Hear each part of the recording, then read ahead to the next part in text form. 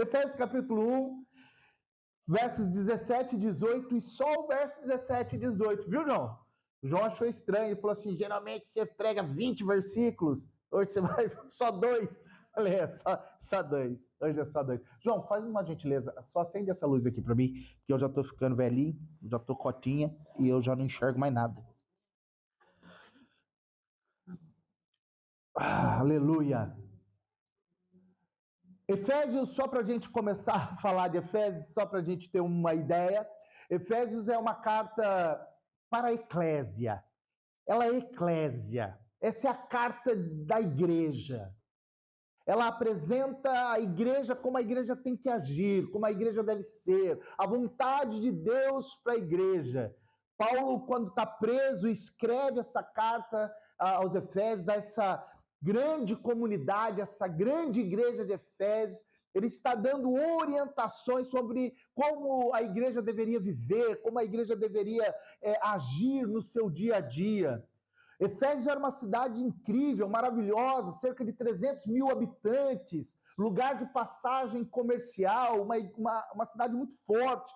E a igreja de Efésios, de Éfeso, né? A igreja de Éfeso, essa igreja, ela começou um trabalho e transformou a cidade. O impacto foi tão grande da igreja em Éfeso que ela mudou as características de Éfeso. Éfeso que tinha uma das 7 maravilhas do mundo antigo, o templo de Diana, onde havia lá muitos mercadores, era uma pequena Fátima, muitos mercadores, gente que vivia de vender os adereços, vender as imagens, vender...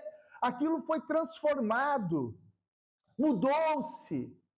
É claro que houve caos. A carta a Efésios, ela é uma carta que é dirigida para a igreja, mas ela é uma carta que ela mostra para a igreja como ela deve viver para continuar a impactar uma cidade, a transformar uma cidade.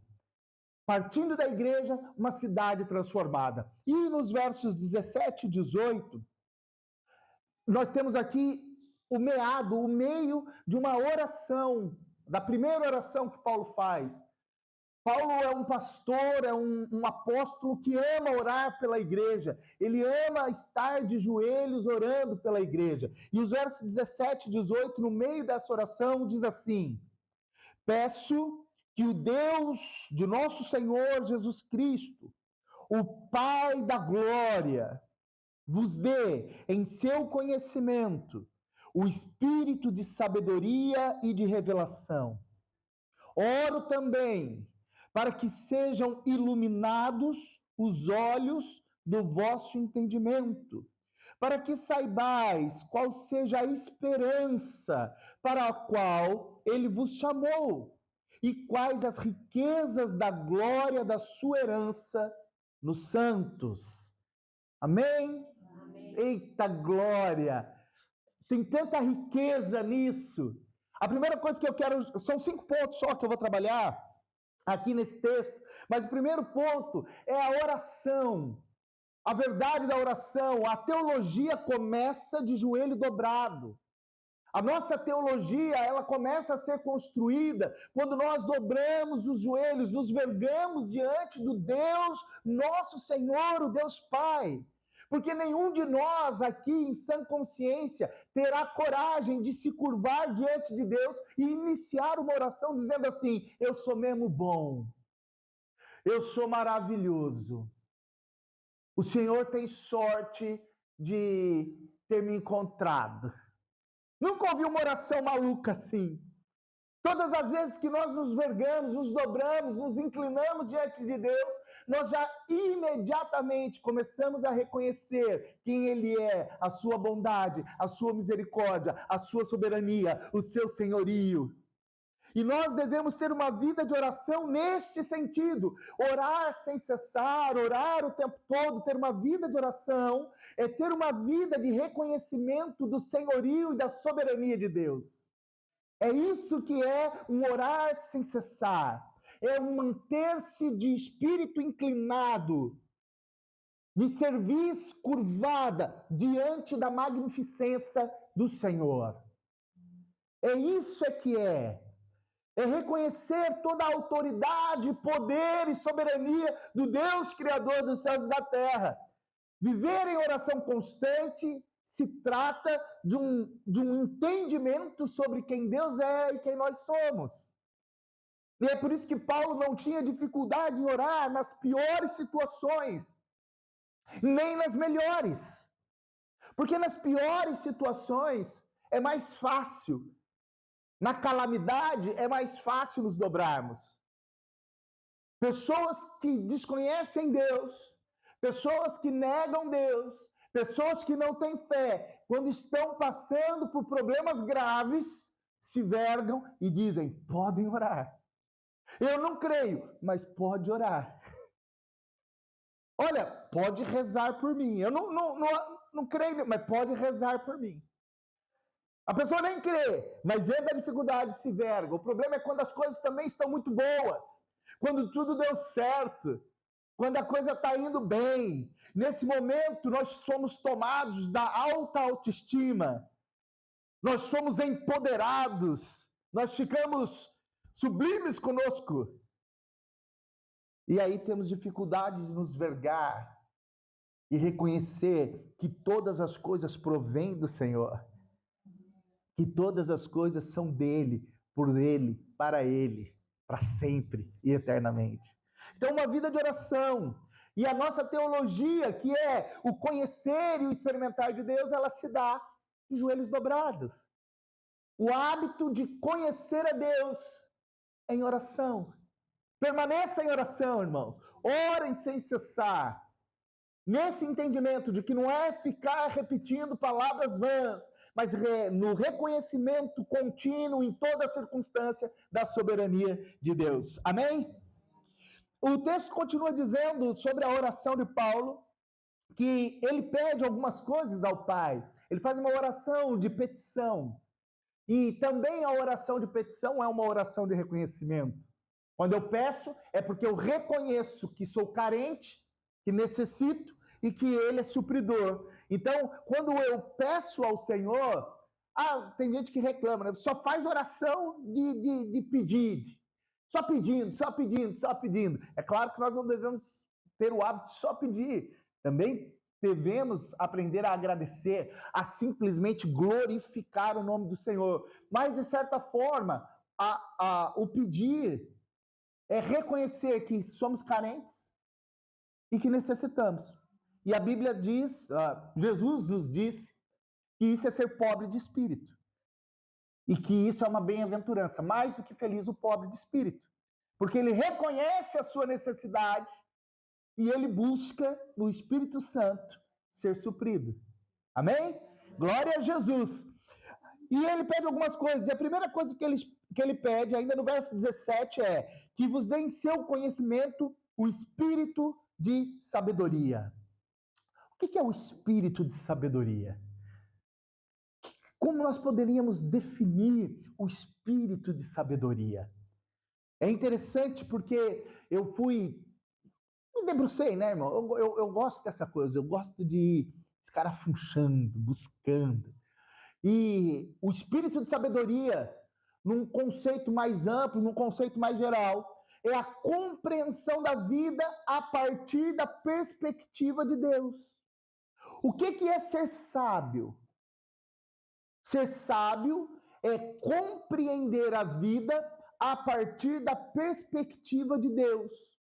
E isso nos é quase que impossível de maneira natural.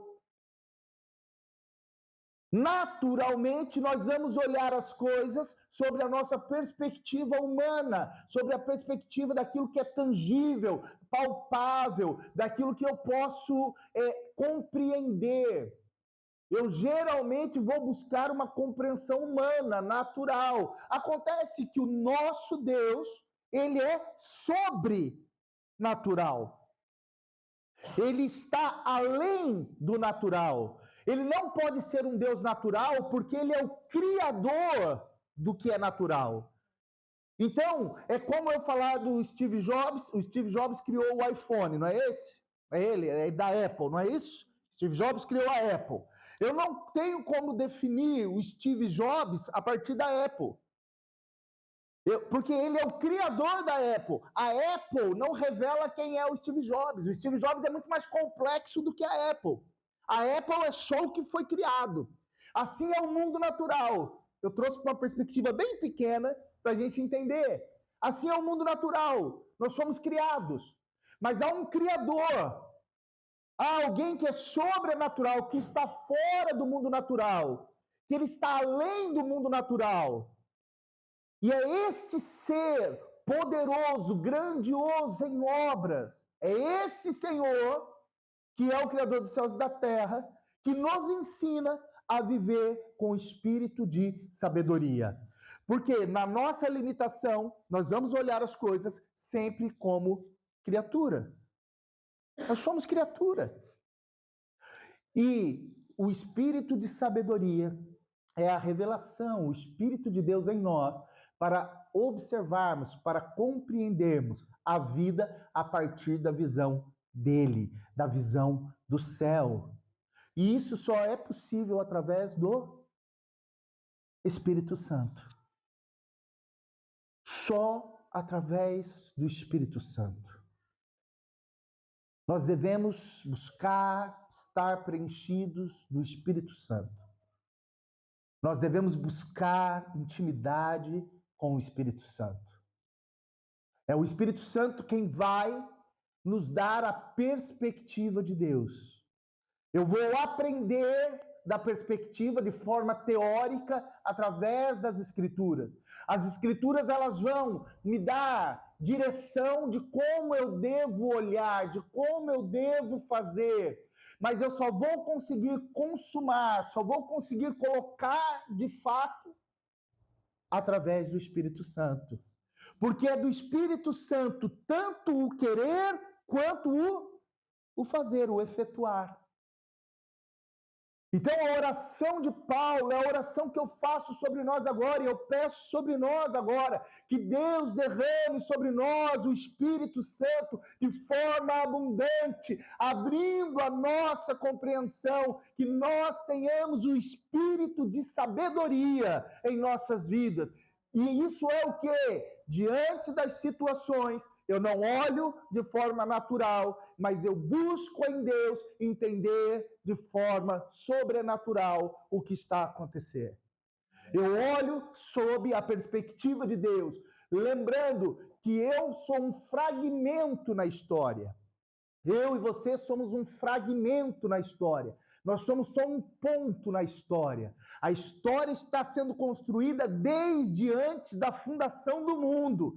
E depois que eu e você voltarmos ao pó, a história continuará sendo contada até que Jesus volte.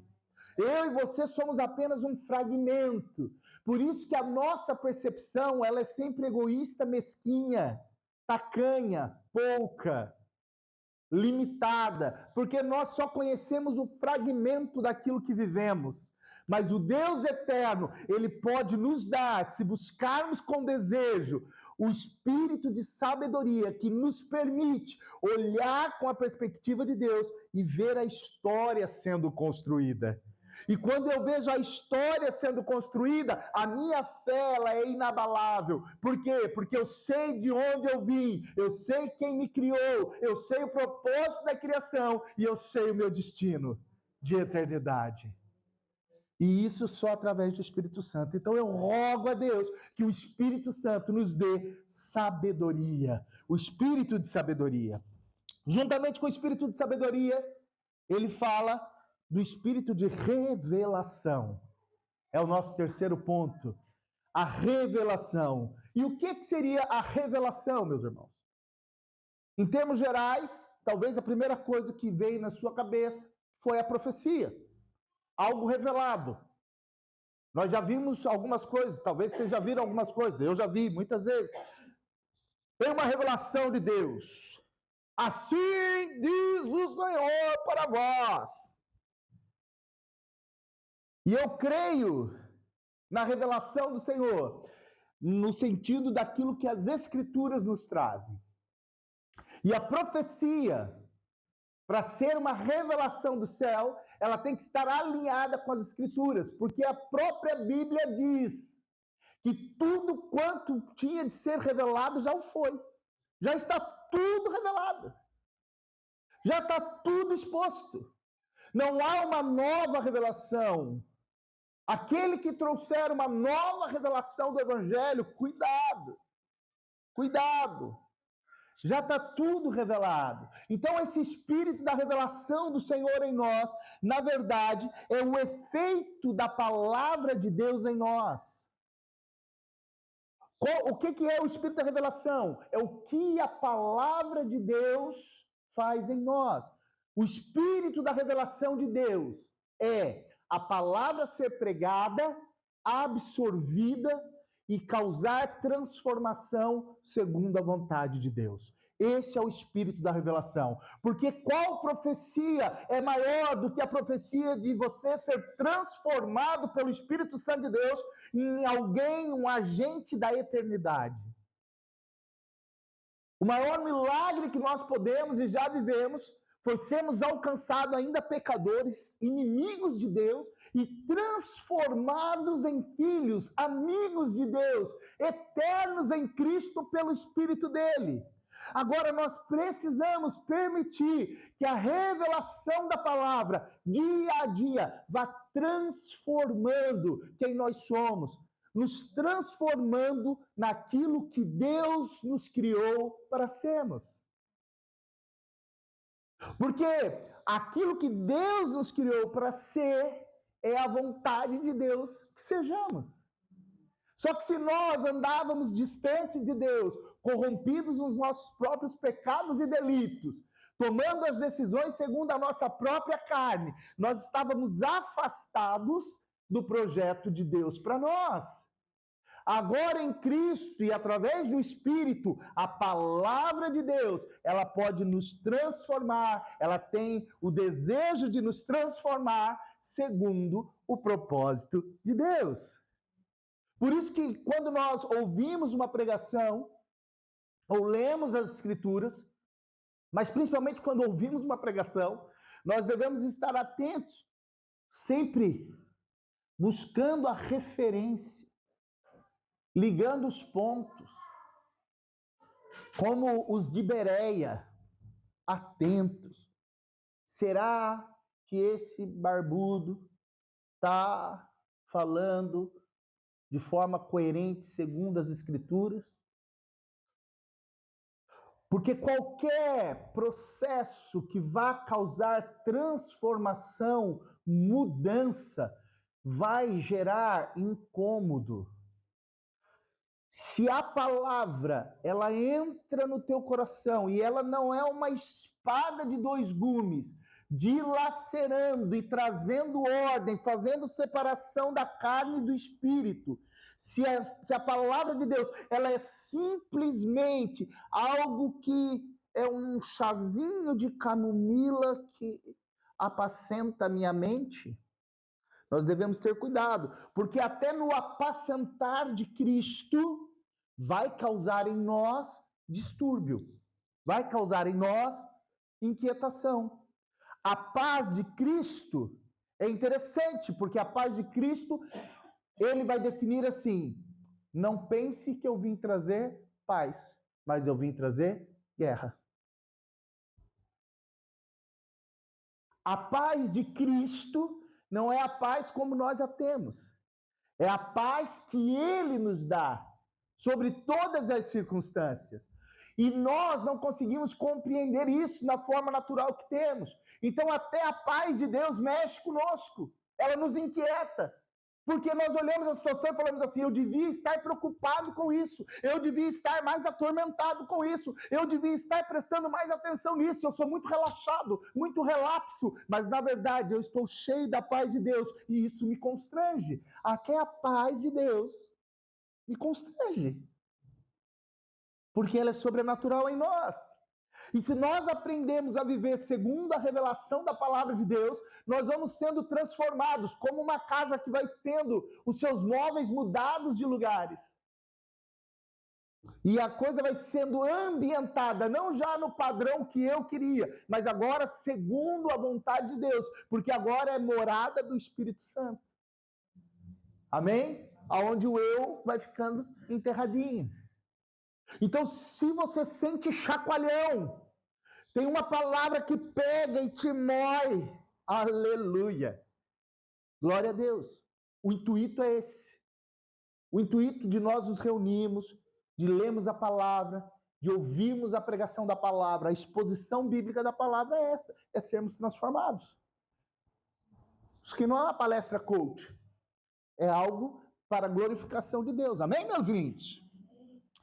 No verso, eu já estou terminando, já estou no quarto ponto, são só 5. Quarto ponto, a iluminação dos olhos. Oro também para que sejam iluminados os olhos. E para eu explicar essa iluminação dos olhos, segundo as Escrituras, eu precisei recorrer a alguns outros textos que não estão aí, João. Não mandei aí. Mas não tem problema, porque eu só vou citá-los. Mas nós vamos ver esse contexto, essa mesma definição de iluminação dos olhos, nós vamos ver com Jesus falando sobre isso, lá em Mateus capítulo 6, a partir do verso 22. Nós vamos ter isso lá. Por quê? Lá o texto diz assim, os olhos são a lâmpada do corpo. Mateus 6, 22. Os olhos são a lâmpada do corpo. Se os teus olhos forem bons, todo o seu corpo será cheio de luz.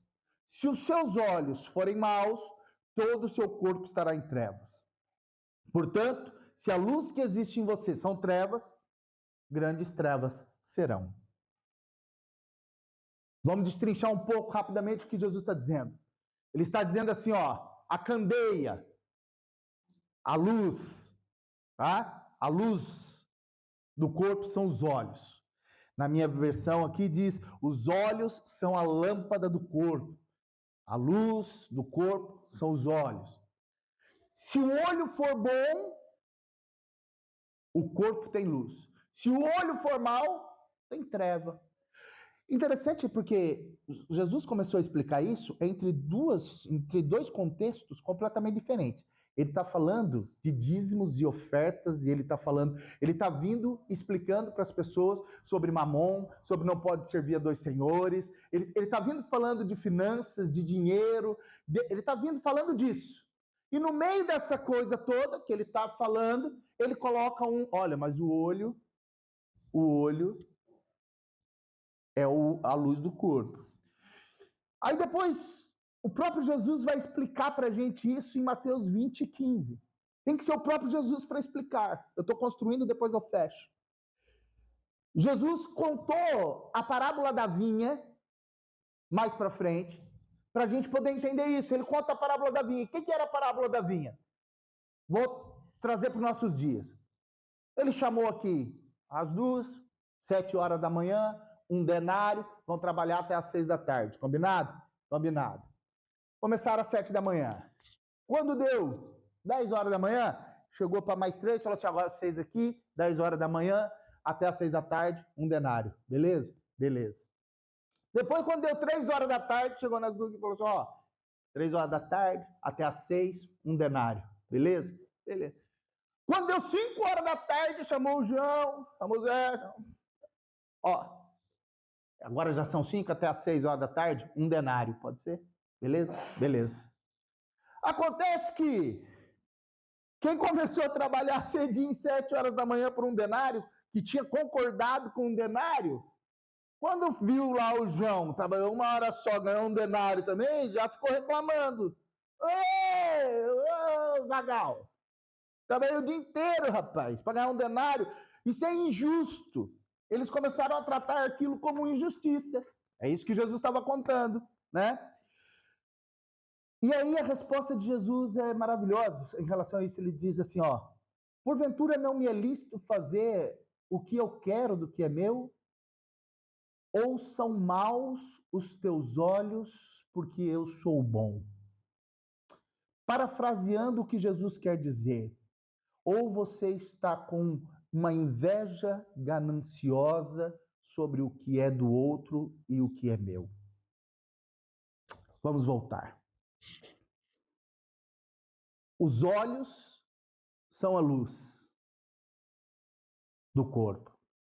Como é que nós temos vivido a nossa vida? Com que tipo de olhar nós temos vivido a nossa vida? Quando você olha para as situações, o seu olhar é um olhar de amor, de misericórdia, de reconhecimento da bondade de Deus, de favor em relação ao outro, de não tentar medir a justiça de Deus conforme a sua própria justiça, porque foi isso que aqueles homens fizeram. Nós trabalhamos o dia todo, é injusto que ele ganhe. Não. O dinheiro não é seu. Quem paga o salário não é você. O combinado com você e o ajustado com você está sendo pago. Pago eu o quanto quero para o outro, com aquilo que é meu. E essa é uma justiça que só vem de Deus, é da parte de Deus, e que eu e você não temos como julgar. Mas muitas vezes, amados, o nosso olhar é de julgamento. Por isso que Paulo está dizendo, eu rogo, verso 18, para que os seus olhos sejam iluminados.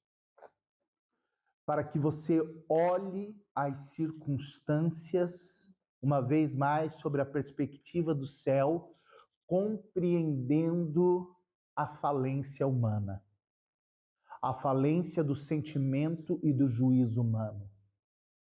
Os nossos sentimentos e a nossa justiça é falida, falha, errônea. O nosso pensamento meritório, por mérito, ele é proporcional à naturalidade, enquanto aquilo que Deus faz não tem nada a ver com mérito. Pela graça sois salvos. Isso não vem de vós, vem de Deus, para que ninguém se glorie. Percebe que nós precisamos ser encaminhados e direcionados pelo Espírito Santo todos os dias, porque aí eu vou conseguir olhar para dentro da igreja, para o meu irmão, para a minha irmã, e eu não vou ter olhos de inveja, de cobiça, de mau agouro, de pensar mal, de desejar o mal, de desejar a falência, de tratar como se ele estivesse recebendo mais do que eu, como se fosse injusto da parte de Deus. Também quando eu estiver sofrendo privações, estiver sofrendo problemas, eu não vou olhar e vou falar, Deus, onde está a tua justiça? Não vês que eu padeço, enquanto o outro, Pai, tem em sobra. Nós temos que aprender a olhar com o olhar de Deus e deixar que a justiça de Deus seja impregnada em nós, que o favor da justiça de Deus, porque nós, irmãos, não somos merecedores de absolutamente nada. Andávamos destituídos da glória, inimigos de Deus, não por mérito nosso, e isso está no próprio Efésios, capítulo 2, verso 8, que diz, pois é pela graça que sois salvos por meio da fé, isso não vem de vós, é dom de Deus, não das obras, para que ninguém se glorie. Está em próprio Efésios. Então nós temos que aprender a viver, por isso que ele vai falar dessa iluminação dos olhos, comece a gerar um olhar de luz, um olhar de luz, e esse olhar para dentro da igreja e para fora da igreja, porque agora se eu olhar para fora da igreja, e eu ver que eu sou um trabalhador na seara do Senhor, e que eu estou colhendo os benefícios do meu Senhor, do meu Rei, do meu amigo, e eu olho para aqueles, ainda que eu tenha começado às 7 da manhã, ainda que eu tenha começado às 2 da tarde, ainda que nós estejamos vivendo a última hora, eu quero para aqueles o mesmo fruto, a mesma quantidade de graça que eu tenho recebido. Então eu olho para o de fora, para que ele também seja encontrado um trabalhador na seara do Senhor, para que ele possa vir fazer parte, receba a recompensa, ainda que seja a última hora. Eu não me acho mais merecedor, eu não acho que eu tenha que ter mais, em relação a ele, porque eu conheci Cristo primeiro, porque eu conheci Cristo em outros tempos. Não, porque nós temos a condição de sermos feitos filhos, chamados amigos de Deus. Agora nós olhamos com um olhar de misericórdia. Ilumine os nossos olhos para que tenhamos um olhar de misericórdia sobre o outro. Amém, queridos? Você sabe que não é por imposição a pregação do Evangelho. A pregação do Evangelho, ela só acontece para alcançar o outro sob a perspectiva do olhar de misericórdia. Se você não tiver olhar de misericórdia pelos perdidos, você nunca vai anunciar o Evangelho. Porque você vai fazer por obrigação. Você pensa que é uma obrigação, eu tenho que fazer. E na verdade não é por uma obrigação, não é o que eu tenho que fazer, mas se os meus olhos são iluminados e eu olho para o outro com um olhar de misericórdia, eu sou agora levado pelo Espírito, pela perspectiva de inserção de Deus, pela história de Deus na humanidade, em trazer essas pessoas para o conhecimento do reino de luz. É isso. Já não é por obrigação, é por misericórdia e amor. É por entendimento. Então eu oro em nome do Senhor Jesus, a mesma oração de Paulo sobre as nossas vidas, que os nossos olhos sejam iluminados. E por fim, o quinto ponto. Então, bem. O quinto ponto é os olhos do vosso entendimento. Ele pede que haja luz nos nossos olhos para entendimento. E esse entendimento que ele está pedindo, eu tenho que ler o verso todo aqui para a gente entender. Qual é o motivo desse entendimento? Ele fala assim, olha, o vosso entendimento tem uma finalidade, para que saibais qual seja a esperança para a qual ele, o Deus Salvador, nos chamou, e quais as riquezas da glória da sua herança nos santos. Há um propósito, há um motivo para o entendimento. Para que Deus quer que eu e você tenhamos entendimento? Por um motivo. Para a consumação de algo, para o cumprimento de um propósito. E isso tem a ver com identidade e propósito. A identidade de sabermos quem somos em Cristo, diante de Cristo, na presença de Cristo, salvos por Cristo, cheios do Espírito de Jesus Cristo em nós. Às vezes a gente esquece que o Espírito Santo é o Espírito de Jesus Cristo em nós. Por isso somos cristãos, pequenos cristos na terra. O Espírito de Jesus Cristo em nós. É Ele que vai gerar em nós a identidade que nos é necessária. Lembra que eu disse já hoje que a nossa identidade ela é distorcida pelo pecado. Nós andávamos em trevas, em pecados. Quem nós, carnalmente, pensamos que somos, está muito longe da realidade daquilo que Deus quer que sejamos. O pensamento de Deus sobre quem nós somos. Os atributos e qualidades compartilháveis de Deus sobre a nossa vida. É muito diferente. Aquilo que Deus deseja que nós sejamos, a identidade que Deus quer que seja construída em nós, ela não é a identidade da carnalidade que temos. E essa identidade, ao ser construída, ela não é construída para qualquer coisa, ela é construída para um propósito. Para isso que nós vivemos um processo simples, desde o dia de conversão, que se chama santificação. Nós nos santificamos. Amém? Os irmãos já estão tudo com sono. Os irmãos estão tudo fechando os olhos. Eu estou encerrando, igreja. Calma. Acorda aí, chacoalha o irmão, dá um negócio nele aí. Nós estamos terminando. Eu sei que eu tenho uma voz que hipnotiza, né? Minha voz ela vai sendo um sonífero. Grava a pregação e põe para você dormir lá, ouve lá.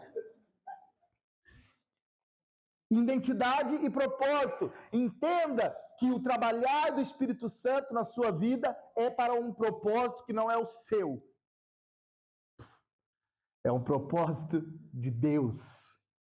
Para o complemento da história de Deus na relação com a humanidade. É muito maior do que a gente pensa, igreja. É isso que a gente precisa perceber. É muito maior do que a gente. Enquanto você está achando que Deus está tratando a gente só pela gente, para a gente ser feliz, Deus sabe que a nossa felicidade não está nessa carnalidade, neste corpo. Deus sabe que a nossa felicidade, o nosso local de descanso é futuro, a glória é futura. Deus já sabe disso e nós estamos aqui em busca da felicidade, uma busca maluca pela felicidade, quando o que nós deveríamos fazer era nos rendermos ao Espírito Santo de Deus e sermos transformados por Ele para cumprir o propósito de Deus na história da humanidade. Desde antes da fundação do mundo, Deus está construindo uma história para a humanidade e Ele nos dá a oportunidade de sermos parte disso. Pensa um momento da história que você acha bacana. Qualquer momento da história da humanidade que você fala assim, ó, aquilo foi muito legal. Esse momento da história foi muito legal. De repente você pensou assim, olha, o homem ter ido para a Lua. Pô, que momento legal. Ah, os portugueses terem chegado lá no Brasil. Aquilo foi muito legal. Ou, os ingleses terem chegado lá nos Estados Unidos. Aquilo foi muito legal. Os espanhóis. Aquilo foi muito legal. Tem algumas coisas que são muito legais. E você fala assim, eu queria ter participado. Quisera eu ter sido aquele que estava no foguete lá, eu e Louis Armstrong e toda a gente. Eu queria ter ido para a Lua. Louis Armstrong não tem nada a ver com a Lua. Lá na Lua. Não é? Eu queria fazer parte, um momento histórico da humanidade. Eu queria estar lá na Alemanha Ocidental, quando aquilo começou a derrubar o muro de Berlim. Derrubar tudo aquilo e ver a libertação de um povo. Pá, que momento mágico, cara. Eu queria estar lá fazendo parte daquilo.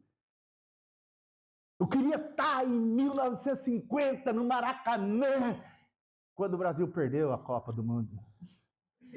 Crédito. Não queria estar. 120 mil pessoas no Maracanã. Momentos históricos que eu queria estar participando. Que coisa legal. Já pensou em alguma coisa assim? Ótimo. Deus nos dá a oportunidade de nos inserir no plano de eternidade que Ele está construindo. Ele fala, hoje e agora, você pode ser inserido no meu plano eterno, que começou antes da fundação do mundo e que vai se consumar com o reinado de eternidade e glória, e nós ficamos aqui brigando para ser feliz no nosso padrão. Não, eu quero ser feliz eu preciso, eu mereço, eu preciso ser feliz, eu já sofri tanto, é meu momento de felicidade, agora é eu que tenho que ser feliz, agora é que eu tenho que vencer, oh glória, agora vem a prosperidade, agora eu venço, aleluia, agora é só a vitória, agora é só a vitória. Né? E o que Deus está querendo para nós é, diminua você. Permita que o meu espírito transforme quem você é, naquilo que eu quero que você seja, para que você seja inserido no meu plano de eternidade. E então você vai reconhecer a grandiosidade de quem eu sou. E isso não sou eu quem digo, é Romanos capítulo 12, versos 1 e 2. Está lá, Paulo escrevendo aos Romanos. O que ele disse lá? Abra sua Bíblia aí, em nome de Jesus. Vamos terminar e vamos para a ceia. O que está lá? Rogo-vos, pois, irmãos, Romanos capítulo 12, verso 1 e 2. Rogo-vos, pois, irmãos, que apresenteis os vossos corpos como sacrifício vivo, santo e agradável a Deus. É isso? E o verso 2? Vamos lá, vocês estão encontrando aí. E não vos conformeis com essa fatiazinha do bolo do tempo que você está, só essa fatia. Não se conforme com este tempo, não se conforme só com este século, não se conforme com 80, 90 anos de vida, não se conforme só com o dia de hoje, não se conforme com a situação do mundo, não seja conformado só com isso, mas antes tenha a sua mente renovada, transformada pelo Espírito Santo de Deus, através da palavra de Deus, através do amor de Deus, pelo Espírito Santo de Deus. Para quê? Com qual finalidade?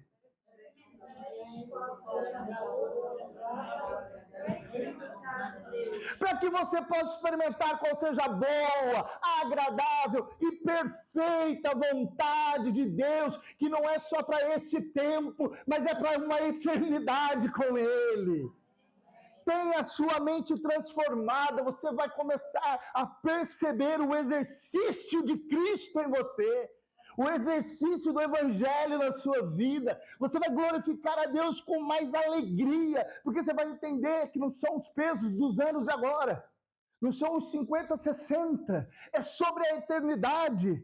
Ainda tem tanto vigor quanto antes. Bora fazer, bora ser inserido naquilo que Deus quer. É assim que o Pai tem trabalhado em nós. É isso que Ele deseja fazer em nós. É isso.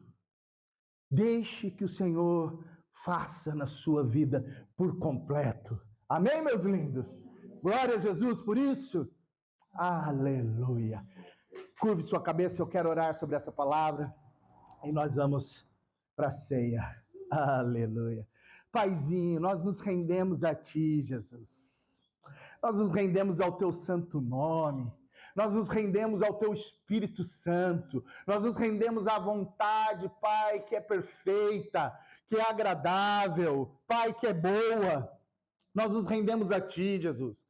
Nós glorificamos o Teu nome e Te pedimos, ó Deus, Pai, aviva no meio do Teu povo as obras, Pai, do Teu Espírito. Aviva-nos, Pai, nestes dias. Gera em nós um coração cheios, ó Pai, de temor e tremor na Tua presença, transformados pela realidade do Teu Evangelho. Dá-nos, ó Pai, olhos, Senhor, que vem segundo a Sua perspectiva, entendimento, Pai, sobre aquilo que é o Teu plano, a realidade do céu seja estabelecida na terra, no nome santo de Jesus Cristo, Senhor. Pai, nós oramos a Deus ainda pelos nossos irmãos que não podem estar conosco, não sei quais são os motivos. Abençoa-os, guarda-os, livra-os do mal, sê com eles. Os que estão doentes, ó Pai, cura-os se for da Tua vontade, mas que eles, Senhor, tenham um coração grato, mesmo diante das dificuldades, eles permaneçam crendo no senhorio, no poder, ó Pai, de quem Tu és. Senhor, abençoa, Pai, Senhor, os Teus filhos, nós oramos no santo nome de Jesus Cristo. Amém.